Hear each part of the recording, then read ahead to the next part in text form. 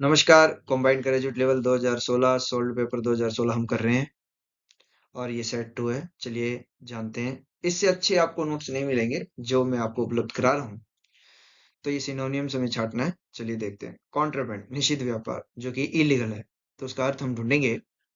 Burgled चोरी, smuggled तस्करी, baffled विचित्र, जगल्ड झूलना। तो इसमें ऑप्शन करेंगे हम बी, स्मगल्ड। चलिए क्वेश्चन नंबर 2 करते हैं। इसमें ऑपोजिट बताना है। लीनियंट यानी दयालु, तो इसका अर्थ हम ढूंढेंगे स्ट्रिक्ट कठोर, सॉलिड ठोस, फॉरगिविंग क्षमाशील, स्टोइक अडिग। तो यहाँ पे हम आंसर करेंगे दयालु का अपोजिट स्ट्रिक्ट यानी कठोर। तो आपका ऑप्शन होगा ए।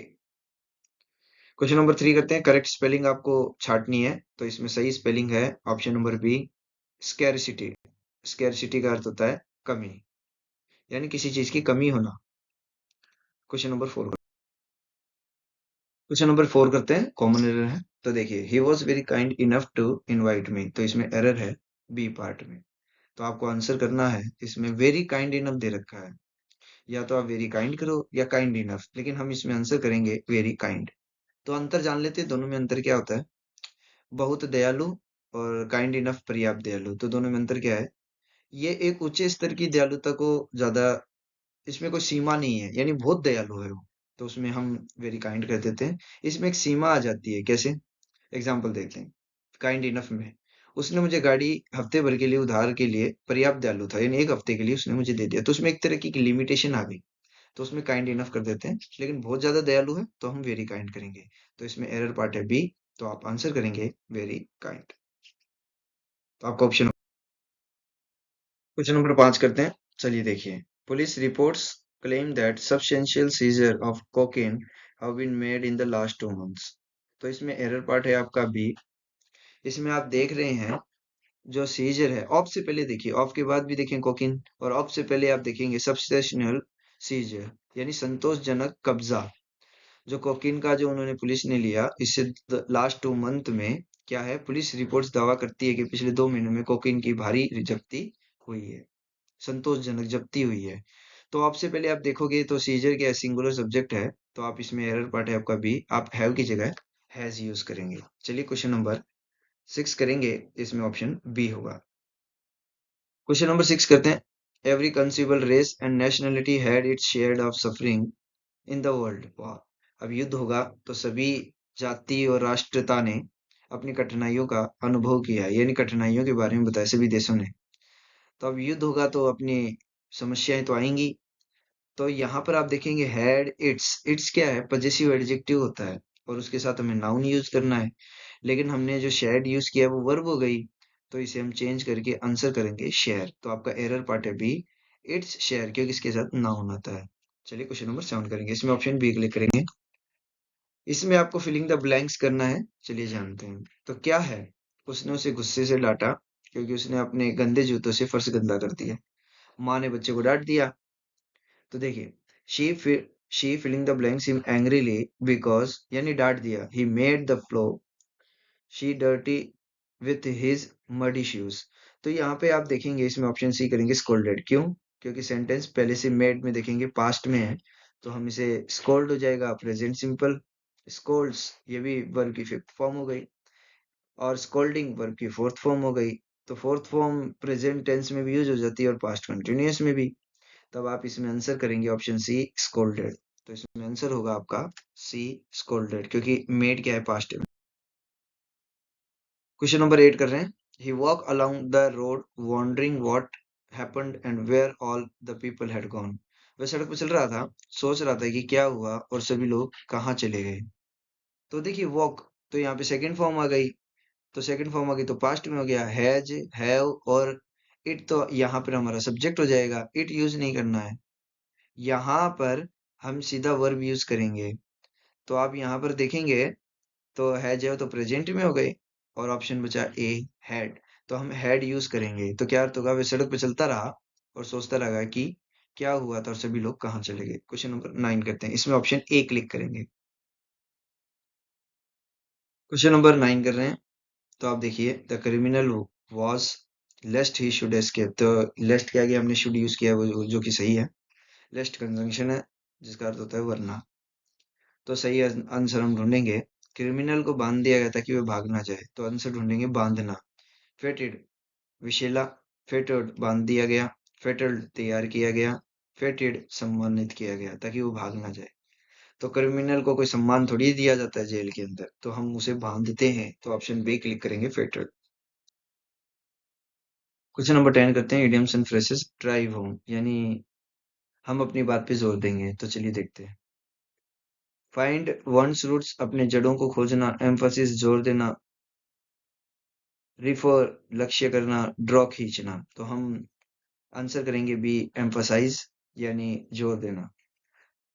तो क्वेश्चन नंबर 10 का हम ऑप्शन करेंगे बी, एम्फसाइज। क्वेश्चन नंबर 11 करते हैं, टू एंड इन स्मोक, यानी कोई काम किया हमने और हमारे जो हम उम्मीद कर रहे हैं वैसा रिजल्ट नहीं आया, तो उसका अर्थ हम ढूंढेंगे। तो and without an practical result, किसी व्यवसायिक परिणाम के बिना समाप्त होना, यानी नतीजन कोई नुकसान होना, बढ़िया रिजल्ट नहीं आना। एंड विथ पॉजिटिव रिजल्ट, सकारात्मक परिणाम आना। Die in a burning house, जलते हुए घर में मर जाना। Risk everything in a single venture, यानी एक साहसी कार्य में सब कुछ खोने का खतरा उठाना। तो इसमें अर्थ करेंगे हम, and without any practical result, यानी कोई जो ऐसा कार्य हमने किया जो कि लास्ट में हमें नुकसान ही देके गया। तो आंसर ऑप्शन करेंगे इसमें, option A, and without any practical result. चलिए क्वेश्चन नंबर 12, चलिए क्वेश्चन नंबर 12 करते हैं, ए लेफ्ट हैंडेड कॉम्प्लीमेंट, तो क्या अर्थ होता है इसका? छिपी हुई आलोचना, यानी हम अगले की प्रशंसा कर रहे हैं पर एक तरह से उसकी आलोचना कर रहे हैं। तो आंसर ढूंढेंगे, ए सटल रिब्यूक, यानी हल्की और छिपी हुई आलोचना होती है। होलसम प्रेज, पूर्ण प्रशंसा होती है। एन एम्बिगियस कॉम्प्लीमेंट, यानी अस्पष्ट प्रशंसा होती है। तो यहाँ पर एक मिलता जुलता आंसर है, ए सटल रिब्यूक, लेकिन यहाँ पर हम अगले की प्रशंसा करते हैं, लेकिन उसमें आलोचना छिपी हुई होती है, इसीलिए हम इसमें आंसर करेंगे an ambiguous compliment. A mild compliment, एक हल्की तारीफ करना, तो इसमें ऑप्शन करेंगे हम सी, एन एम्बिग्यूअस कॉम्प्लीमेंट। चलिए क्वेश्चन नंबर 13 करते हैं, क्वेश्चन नंबर 13 करते हैं। चलिए देखिए, expert who scientifically study insects, तो वैज्ञानिक रूप से कीटों का अध्ययन करने वाले विशेषज्ञ, वन वर्ड बताना है हमें। जेरोनोटोलॉजिस्ट, यानी वृद्धि विज्ञानी, यानी वृद्ध लोगों के स्वास्थ्य संबंधित अध्ययन करते हैं। पैथोलॉजिस्ट, वे होते हैं जो रोग की शोध और व्याख्या करते हैं। एंटोमोलॉजिस्ट, कीट वैज्ञानिक होते हैं। ऑर्निथोलॉजिस्ट, पक्षी वैज्ञानिक होते हैं। तो हम यहाँ पे ऑप्शन करेंगे सी, एंटोमोलॉजिस्ट, जो कीट वैज्ञानिक है, जो कीटों का अध्ययन करते हैं। चलिए आगे बढ़ते हैं, क्वेश्चन नंबर 14 करते हैं, one who pretends to be what he is not, यानी जो है ही नहीं उसका दिखावा करता है, यानी जो अपने आप को धोखा देता है और दिखावा करता है। तो आंसर ढूंढेंगे, हिपोक्रिट, कपटी, पेसिमिस्ट निराशावादी, ऑप्टिमिस्ट आशावादी, इनफैलिबल अविश्वसनीय। तो हम इसमें आंसर करेंगे ए, हिपोक्रिट, यानी कपटी। तो आंसर होगा हमारा ऑप्शन ए। चलिए क्वेश्चन नंबर 15 करते हैं, a paper story poem first written out by hand, तो इसमें ऑप्शन हम ढूंढेंगे, हैंडीक्राफ्ट, यानी हस्तशिल्प, यानी एक प्रकार की कला होती है जिसमें वस्त्र, गहने, आभूषण, विभिन्न आवश्यक वस्तुओं और अन्य सामग्रियों को हाथ से बनाया जाता था, उसे हैंडीक्राफ्ट कहते हैं। क्या ये आंसर है? मैनस्क्रिप्ट, यानी हस्तलिखित, हाथों से लिखा गया। हैंडीवर्क, हाथ का काम। थीसिस, तो हम इसे अध्ययन कहेंगे, तो हम इसमें ऑप्शन करेंगे बी, मैनस्क्रिप्ट। चलिए क्वेश्चन नंबर 16, क्वेश्चन नंबर 16 करते हैं, the interview came alive bye satellite from Hollywood, Hollywood से साक्षात्कार को सैटेलाइट के द्वारा दिखाया गया, लाइव दिखाया गया। तो केम अलाइव नहीं करेंगे हम, तो क्या करेंगे, केम एज अलाइव, सीधे लाइव आया। केम लाइव, वास्तविक समय में प्रसारित होना। केम अप लाइव, अचानक प्रस्तुत होना, नो इम्प्रूवमेंट। तो इसमें हम सर ऑप्शन करेंगे बी, केम लाइव, यानी वास्तविक समय में प्रसारित होना। चलिए क्वेश्चन नंबर 17 करते हैं, इसमें ऑप्शन बी करेंगे आप। There was a little he could do to save his better reputation, यानी उसके रेपुटेशन पे थोड़ी आँच आई है, तो उसके बचाने के लिए उसके पास कुछ नहीं था, यानी वो कुछ नहीं कर सकता अपने उसके थोड़ी रेपुटेशन बचाने के लिए, इज्जत बचाने के लिए। तो क्या आप इसमें सेव की जगह कुछ दूसरा शब्द कर सकते हो? चलिए जानते हैं, सैल्वेज, यानी बचाव, रेक तबाही, डिस्ट्रॉय नष्ट करना, नो इम्प्रूवमेंट कोई सुधार। तो इसमें हम आंसर करेंगे सैल्वेज, यानी इसमें सेव की जगह सही शब्द आएगा सैल्वेज, जिसके अंदर he could do to salvage his battered reputation, यानी कुछ बचाव कर सकता था। तो यहाँ पे सेव की जगह सैल्वेज करेंगे जो कि सही रहेगा। ये आपसे क्वेश्चन में पूछा गया है, क्या आप इसमें कुछ इंप्रूवमेंट करके हमें बता सकते हो? क्या सेव की जगह आप कोई दूसरा शब्द लिख सकते हो? तब हम ऑप्शन ए क्लिक करेंगे। चलिए क्वेश्चन नंबर 18 का क्वेश्चन नंबर 18 करते हैं। It is must to important to be made a joke of. ये बहुत अहम है कि इसका मजाक नहीं उड़ाना चाहिए। कई बार किसी का मजाक नहीं उड़ाना चाहिए या किसी व्यक्ति को बुरा लग जाए, तो चलिए जानते हैं। तो यहाँ पे हमने आंसर किया है मच टू। तो मच टू का अर्थ क्या होता है? कि ये बताता है कि बहुत ज्यादा है, बहुत ही अधिक है। कोई चीज इंपॉर्टेंट है बहुत ज्यादा, तब मच टू इम्पोर्टेंट यूज करते हैं। तो ये सेंटेंस सही है, इसमें इंप्रूवमेंट की कोई जरूरत नहीं है। लेकिन बाकी शब्दों का अर्थ जान लेते हैं। टू मच इम्पोर्टेंट, कुछ अत्यधिक हो रहा है। यह स्थिति न केवल अनुचित हो रही होती है, टू मच इम्पोर्टेंट नहीं कर सकते हम। ये थोड़ा नेगेटिविटी को दर्शा देता है। जैसे there is too much noise in the room, room में ये होना नहीं चाहिए कि बहुत ज्यादा शोर हो रहा है, होना नहीं चाहिए। आगे आ जाइए, टू मेनी इम्पोर्टेंट। ये क्या आता है? किसी संख्या को दिखाने के लिए आता है। जैसे there were too many people at the party. तो टू मेनी का यूज होता है अधिक संख्या को दिखाने के लिए। तो टू मेनी का यूज होता है अधिक संख्या को दिखाने के लिए, जो कि हम नहीं करेंगे। Very much important, very much का उपयोग तब होता है जब अधिक संख्या को दर्शाना हो। जैसे I like ice cream very much, मुझे आइसक्रीम बहुत पसंद है। कुछ अधिक संख्या दिखानी हो तब हम वेरी मच का यूज करते हैं। और यहाँ पे हमने आंसर किया है मच टू, जो कि बहुत ही ज्यादा है। कोई बात को बहुत ज्यादा बताने के लिए मच टू इम्पोर्टेंट करना सही रहता है, यानी बहुत ज्यादा इम्पोर्टेंट है।